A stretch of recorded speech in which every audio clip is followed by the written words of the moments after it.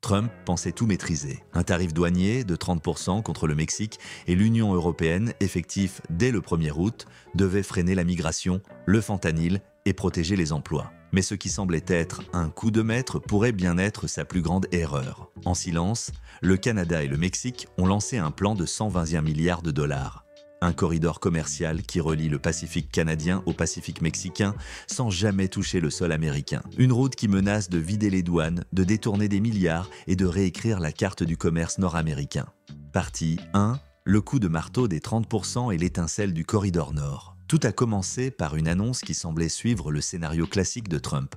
Confrontation directe, message fort et délais immuables.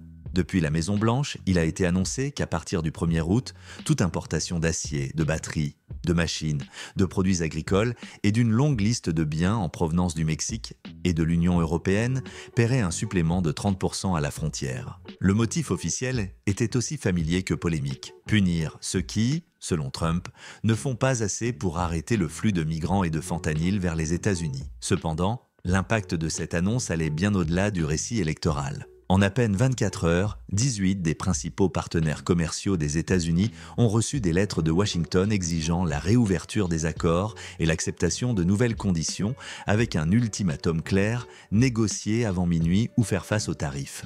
La pression était évidente, mais ce que beaucoup n'avaient pas vu venir, c'était le message différencié adressé au Canada. Trump a assuré que « nous n'accepterons que le meilleur accord pour le Canada ». Une phrase qui, dans le monde de la diplomatie commerciale, sonnait comme un traitement préférentiel, ou du moins comme un espace pour manœuvrer. Cette apparente exception a déclenché l'alarme à Mexico, parce que si le Canada était écarté du feu croisé, le Mexique était exposé. Pourtant, ce qui était le plus surprenant, c'est qu'au lieu de se distancier, Ottawa et la capitale mexicaine ont commencé à coordonner une réponse commune. La clé, un concept appelé « zéro point de contrôle américain », c'est-à-dire créer une voie logistique où les marchandises circulent du Mexique au Canada ou vice-versa, sans franchir un seul centimètre du territoire américain ni passer par ses douanes. C'est ainsi qu'est né, du moins publiquement, le Corridor Nord, une œuvre d'ingénierie, logistique et géopolitique qui relie le port canadien de Prince Rupert en Colombie-Britannique au port mexicain de Mazatlan sur le Pacifique. Et cela via une colonne vertébrale ferroviaire qui traverse des milliers de kilomètres de terrain unissant les réseaux canadiens et mexicains en un flux continu.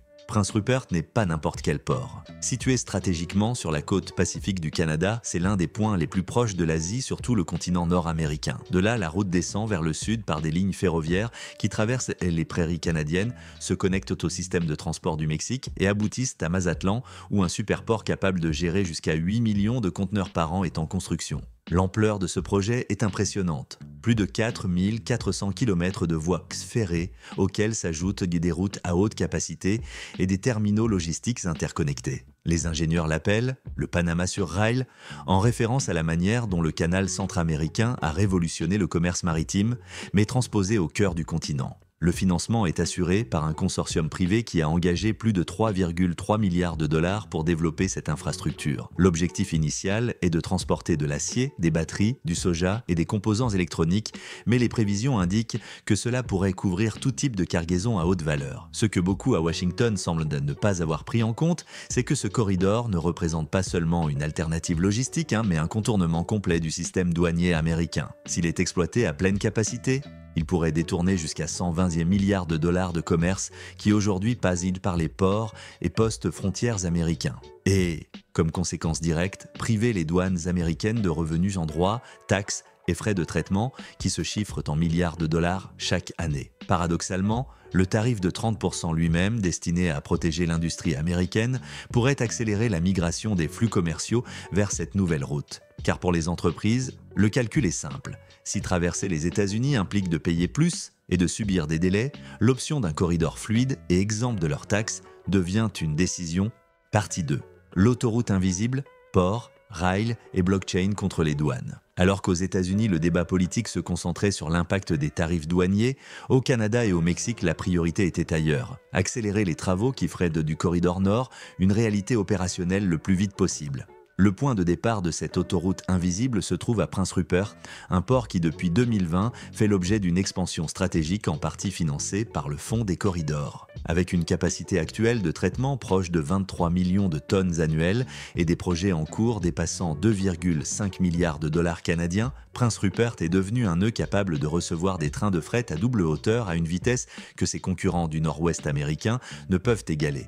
L'efficacité de ce port ne réside pas seulement dans son infrastructure, mais dans son emplacement. Depuis l'Asie, les routes maritimes vers Prince Rupert sont plus courtes que vers Los Angeles ou Seattle, ce qui permet de gagner un jour entier de navigation. Cette marge, dans un monde de chaînes d'approvisionnement just-in-time, signifie moins d'inventaire, des coûts moindres et des délais de réponse plus rapides. Cependant, ce qui est le plus disruptif se produit lorsque ces conteneurs débarquent et sont chargés dans des trains à double hauteur qui traversent le Canada sans avoir besoin de s'arrêter à la frontière américaine. Pendant ce temps, à l'extrémité sud du corridor, Mazatlan se prépare à devenir un superport de référence.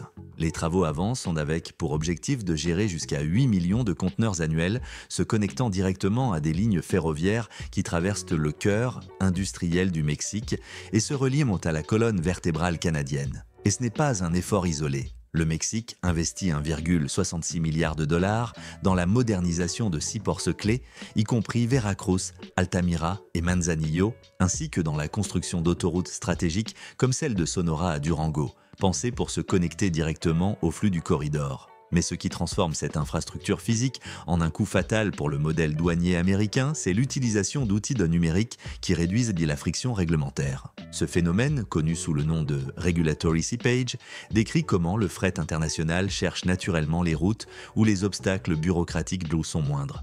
Dans ce cas, le Canada et le Mexique ont convenu d'un guichet unique bilatéral basé sur la technologie blockchain, capable de certifier et valider le mouvement des marchandises sans passer par les systèmes américains. Cela signifie que chaque conteneur peut être suivi et libéré en douane en quelques heures, sans les délais de plusieurs jours généralement constatés au point de passage comme Laredo. Avec ce nouveau système, le temps moyen de dédouanement est réduit à environ 24 heures, offrant un avantage critique pour des secteurs dépendants de la rapidité, comme l'électronique, les produits agricoles périssables et l'industrie automobile. Le coût porté aux États-Unis n'est pas seulement logistique, mais aussi financier. Une des sources de revenus les plus constantes pour les douanes américaines est la Merchandise Processing Fee, une taxe fixe de 32 $, 71 centimes par envoi. Avec 38,44 millions d'entrées par an, cela représente environ 1,26 milliard de dollars. Si une part significative de ce commerce commence à transiter par le corridor nord, ces chiffres pourraient s'effondrer. Par ailleurs, la différence opérationnelle est également notable. On estime que le corridor réduira de 4 à 5 heures le temps par envoi comparé au passage frontalier traditionnel. Pour des industries comme l'automobile, qui dépendent des temps de la livraison précise de pièces, ou pour le commerce électronique, où chaque heure de retard signifie des clients insatisfaits, cet avantage est difficile à ignorer. Pourtant, la paradoxe est que la même digitalisation qui stimule cette efficacité érode aussi des modèles économiques entiers aux États-Unis. Les entreprises de stockage, les opérateurs d'intermédiation aux frontières et même certaines compagnies maritimes pourraient voir leur importance diminuer à mesure que le corridor capte le trafic. Et ce qui inquiète le plus Washington, c'est que cette transition pourrait se produire silencieusement, sans gros titres scandaleux, simplement parce que les entreprises commencent à choisir la route la plus rentable et la moins conflictuelle. Partie 3. Le coût porté à la maison, revenus, prix et emploi sur le fil du rasoir. Alors que le corridor progresse discrètement, les premiers signaux d'alerte commencent à se faire sentir à Washington et dans les États industriels des États-Unis. L'impact de cette route alternative n'est pas un exercice théorique, mais un calcul que les chiffres officiels commencent à confirmer. En vertu de la section 232, le tarif sur l'acier a rapporté 2,5 milliards de dollars en à peine 9 mois. Cependant, si une part significative de cet acier canadien ou mexicain commence à transiter par le corridor nord sans traverser le territoire américain, cette source de revenus pourrait presque totalement se tarir. Il en va de même pour les prévisions douanières. Les experts du commerce estiment que si le trafic s'est détourné de façon soutenue, les États-Unis pourraient perdre jusqu'à 4 milliards de dollars par an en droits de douane et taxes. Le volume potentiel est énorme. En 2024, le commerce bilatéral entre les États-Unis et le Canada a atteint 762,1 milliards de dollars, tandis qu'avec le Mexique, il est monté à 839,9 milliards. Un détournement de 10% vers le corridor équivaut à environ 160 milliards de dollars qui ne passeraient plus par les douanes américaines, échappant à tout contrôle fiscal sans déclaration ni paiement de taxes telles que la Merchandise Processing Fee. Le coût ne se limite pas aux caisses publiques. Sur le plan interne, la moindre entrée d'acier canadien à Détroit fait grimper les coûts pour l'industrie automobile et prolonge les délais de production. Par exemple, des batteries fabriquées à Monterrey pourraient arriver à Vancouver puis partir vers l'Asie sans passer par le Michigan, laissant les usines américaines en attente de pièces critiques. Sur un marché où la ponctualité détermine des contrats multimillionnaires, chaque retard érode la compétitivité. La pression se fait aussi sentir dans le commerce de détail. Les analystes estiment qu'une baisse de 1 à 2% du volume portuaire américain pourrait se traduire par une augmentation pouvant atteindre 400 par dollar de marchandises importées. Cela peut sembler peu, mais dans une économie de consommation de masse, cette différence se multiplie dans chaque chaîne d'approvisionnement et finit dans la poche du consommateur. Les chaînes productives les plus exposées, comme l'automobile, évaluent déjà le risque. 41% de leurs fournisseurs reconnaissent qu'ils transféreraient une partie de leurs opérations au Canada ou au Mexique si l'incertitude tarifaire persiste. Ce n'est pas une menace abstraite. General Motors a déjà connu une pause dans son usine Bright Drop en Ontario, affectant directement 2000 travailleurs et avec les effets multiplicateurs, près de 9000 emplois indirects. Les syndicats portuaires et logistiques de la côte ouest américaine dénoncent des chutes allant jusqu'à 30% du volume de marchandises en à peine un mois après les annonces du corridor et des tarifs. La crainte est que cette perte ne soit pas temporaire. En effet, une fois que les entreprises signent des contrats de transport, logistique et distribution avec de nouveaux nœuds, y revenir demande des renégociations coûteuses et des années d'adaptation. Dans ce scénario, le temps joue un rôle crucial. Les horloges politiques de Washington tournent au rythme des sondages et des élections, tandis que l'horloge logistique du Canada et du Mexique suit un calendrier de travaux publics, d'accords d'investissement et de tests opérationnels. Il est révélateur qu'avant même que les premiers débats sur les effets des tarifs ne commencent au Capitole, un train à double hauteur était déjà parti à 6h40 du matin de Prince Rupert en direction du sud, chargé de conteneurs qui ne passeront jamais par les douanes américaines. La perception de contrôle qu'un annonce tarifaire transmet peut s'effacer lorsque la logistique offre une voie alternative, plus rapide, moins chère et plus sûre. Et c'est là le cœur du problème pour les États-Unis. Alors qu'ils se préparent à récolter plus, l'infrastructure de leurs voisins se positionne pour facturer moins, mais gagner plus en termes d'influence et de volume. Partie 4. Qui commande maintenant scénario, risques et nouvelle souveraineté logistique. Avec le corridor qui avance et les premiers détournements de marchandises en marche, la question n'est plus de savoir si les États-Unis perdront du volume commercial, mais combien et à quelle vitesse. Les analystes voient deux scénarios principaux à l'horizon. Dans le premier, Washington reste ferme. Il applique un tarif de 30% au Mexique et à l'Union européenne sans concession, comptant sur la pression économique pour forcer ses partenaires à céder. Cependant, comme conséquence directe, les usines américaines commencent à souffrir de pénurie de matières premières. Et les douanes enregistrent moins de mouvements, tandis que le Canada et le Mexique s'affirment comme corridors alternatifs.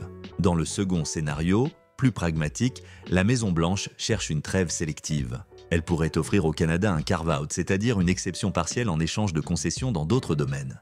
Mais même dans ce cas, la logique commerciale dicterait qu'Ottawa et Mexico continuent de renforcer le corridor car l'infrastructure ne s'arrête pas et les contrats à long terme seraient déjà signés. La grande leçon de cette crise est claire. Dans le commerce moderne, celui qui construit et contrôle l'infrastructure écrit les règles. Les tarifs perdent de leur force si on ne contrôle pas les routes par lesquelles circulent les biens. Les États-Unis peuvent fixer un pourcentage à leurs douanes, mais si une part croissante du commerce circule par des rails et ports qui ne franchissent jamais leurs frontières, ce pouvoir s'amenuise inévitablement. Par ailleurs, le corridor Nord offre au Canada et au Mexique quelque chose qu'ils n'avaient pas à cette échelle, la souveraineté logistique. Cela signifie qu'ils peuvent négocier depuis une position de force sans la dépendance historique à l'infrastructure américaine. Pour le Mexique, c'est un outil pour diversifier les marchés et réduire la vulnérabilité face aux pressions politiques. Pour le Canada, c'est un levier pour étendre son influence vers le sud et projeter son commerce vers l'Asie et l'Amérique latine sans intermédiaire. Cependant,